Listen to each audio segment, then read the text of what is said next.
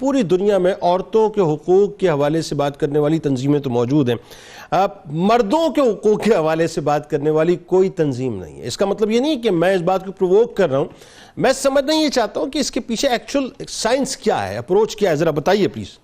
बिस्मिल्लाहिर्रहमानिर्रहीम। सर बहुत मेहरबानी जी, आपने बड़े ही सेंसिटिव और बड़े इंपॉर्टेंट इशू के लिए मुझे आज दावत दी। आपका चैनल का मैं बड़ा मशकूर हूँ। मैं आपके सवाल की तरफ आता हूँ, लेकिन सबसे पहले प्रोफेसर साहब ने भी कुछ इम्पॉर्टेंट आस्पेक्ट्स के ऊपर थोड़ी सी नज़र डाली है।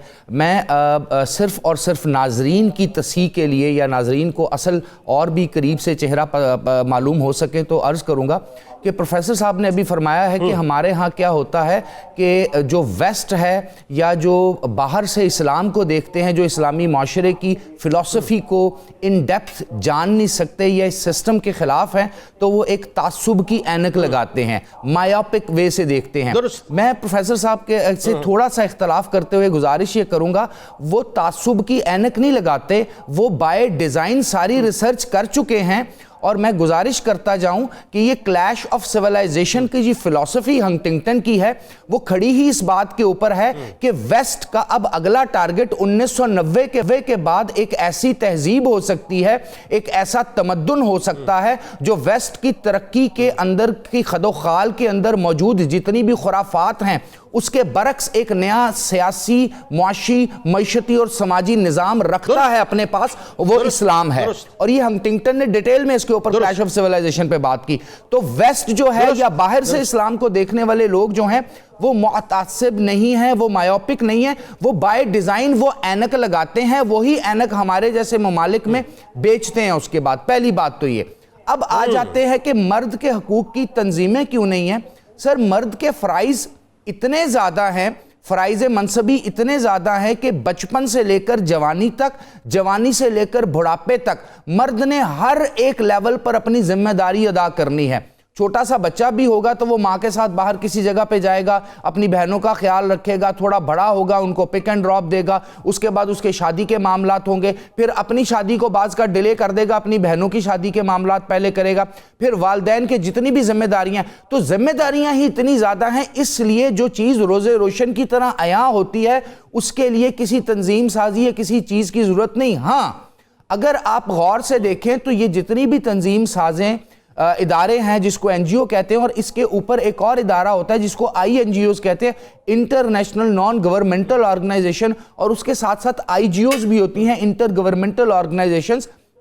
ये बहुत से फंड इकट्ठे करती है और जो तरक्की पजीर ममालिक होते हैं वहां पर कंफ्यूजन इसी नाम पर क्रिएट की जाती है कि उनके तशख्खुस, उनकी कल्चर, उनके सारे के सारे सिविलाइजेशनल ट्रेंड, उनकी आइडियोलॉजी को डैमेज किया जाए। और डैमेज करने के लिए सबसे वीक पॉइंट क्या होता है? Family institution. फैमिली इंस्टीट्यूशन ऐसा इंस्टीट्यूशन है जिसमें घर में मर्द भी होगा, औरत भी, मियाँ बीवी, बच्चे भी होंगे। तो जब उनके अंदर ये वाली फिक्र डाल दी जाएगी, ये अंदाज बयान डाल दिया जाएगा कि आपके हकूक ये हैं और आपके साथ ज्यादती की जा रही है और मर्द ऐसा कर रहा है, तो उससे इंतशार घर में फैलेगा, घर में फैलेगा, मोहल्ले में, शहर में, गांव में। और ये एक सवाल मुझे फ्लोट करने दे, सॉरी टू इंटरप्ट यू। मुझे बताइए, आज हमारे ये आप इसी कंटिन्यूटी में जो बात आप कर रहे थे कीजिएगा जरूर। मुझे बताइए कि क्या वजह है। मैं महसूस करता हूं बचपन से लेकर मेरा ब्रॉटअप जब से हुआ है, मैं एक बात देखता हूं कि हमारे यहाँ पाकिस्तानी माशरे में मर्द को एक दरिंदा सिफत मर्द बना के पेश किया जाता है और उस पर खास तौर पर जो है मतलब काम किया जा रहा है, और मर्द को औरत से दूर और औरत को मर्द से दूर किया जा रहा है,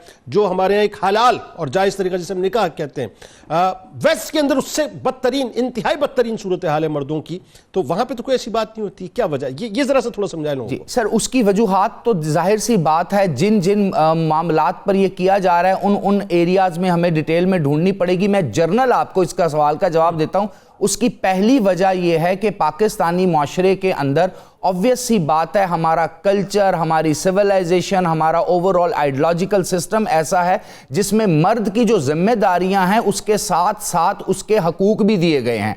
اب obvious سی بات ہے میجورٹی مرد اپنی ذمہ داریاں پوری کرتے ہیں، اس کے ساتھ ساتھ ان کے حقوق ہوتے ہیں. اب جب وہ اپنی ذمہ داری پوری کرے گا، ایز اے لیڈر اپنی ذمہ داری پوری کرے گا، ایز اے سربراہ اپنی ذمہ داری پوری کرے گا، obvious سی بات ہے وہ اپنے احکامات بھی جاری کرے گا، وہ نظام کو بھی بہتر طریقے سے چلانے کی کوشش کرے گا. تو پھر کہا یہ جاتا ہے کہ یہ بڑی میل شوونسٹک سوسائٹی ہے، میل اورینٹڈ سوسائٹی ہے، عورتوں پر ظلم کرنے والی سوسائٹی ہے. ایسا بالکل نہیں سر. میں اگر آپ کو آپ بلیو کریں، آپ اپنے ارد گرد کے لوگوں کو دیکھیں، صبح صبح آپ کے گلی محلے میں جو جھاڑو دیتا ہے وہ مرد ہی ہوتا ہے. آپ کی گاڑی، موٹر سائیکل، ڈرائیورنگ، ساری رات جو ڈرائیور بنتے ہیں وہ مرد ہی ہوتے ہیں. ایک جگہ سے دوسری جگہ گڈ ٹرانسپورٹ کرتے ہیں وہ مرد ہی ہوتے ہیں. میکینیکل کام کرتے ہیں مرد ہی ہوتے ہیں. یہاں تک کہ جنگوں میں جاتے ہیں وہ مرد ہی ہوتے ہیں. آپ کرونا وائرس میں دیکھ لیجئے جتنے بھی سارے کے سارے کام ہوئے، بے شک عورتیں اس میں شانہ بشانہ ہے، لیکن ان کو سپورٹ کرنے کے لیے، ان کو لیڈ کرنے کے لیے مرد ہی ہوتے ہیں. انفارچونیٹ یہ ہے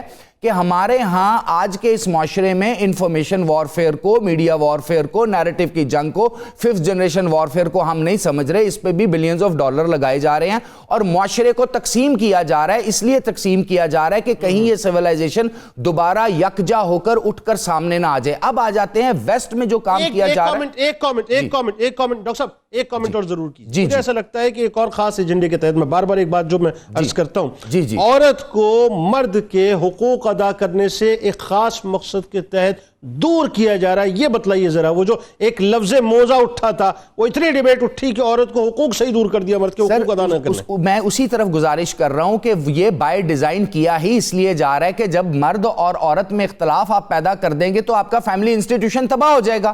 جب آپ فیملی انسٹیٹیوشن کو تباہ کریں گے تو بچے تباہ ہو جائیں گے، معاشرہ تباہ ہو جائے گا، پورے کا پورا سسٹم. اور ویسٹ کے اندر ابھی بھی آپ سٹیٹسٹکس اٹھا کے دیکھ لیجئے، ویسٹ کے اندر میرج کا تو کلچر ہی نہیں ہے. اور جہاں کہیں پر میرج ہوتی ہے وہاں پر ڈائیورس ریٹ جو ہے وہ 70% سے زیادہ ہے. اور تیسری امپورٹنٹ چیز یہ ہے کہ ویسٹ کے اندر عورت کے ساتھ اتنی زیادتی ہو رہی ہے کہ وہ ہیکری ڈرائیور بھی وہی ہے، وہ پیزا ڈیلیوری بھی وہی دے رہی ہے، بچوں کو اسکول بھی وہی چھوڑ رہی ہے، کام بھی وہی کر رہی ہے. یعنی وہ تمام چیزیں جو عورت کی ساخت، اس کی فزیولوجی، اس کی بایولوجی کے اکارڈنگلی نہیں ہے وہ کر رہی ہے. اور ویسٹ کے اندر عورتیں دھڑا دھڑ جو اس وقت جو ان کی تعداد ہے سوسائڈ کرنے کی وہ بہت زیادہ. اور دوسری طرف ویسٹرن معاشرے کے اندر مردوں سے زیادہ عورتیں اسلام قبول کر رہی ہیں.